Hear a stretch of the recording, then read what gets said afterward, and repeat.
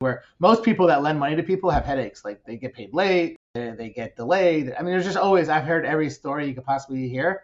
And anyone, out of 1,000 people that I've got money from, you can talk to every one of them and they're like, holy shit, I've never had this good of experience. And I have a big, track record from so many people. I haven't heard of anybody, like you said, who's had a bad experience lending with you. You never will. And that's what we're going for. We're in communities where people talk about you get a 50% return in X amount of days, you get 100%, all these other crazy things that sound potentially really amazing, but there's also a chance you can lose a significant amount of money as well, or not get your principal back. And that really sucks.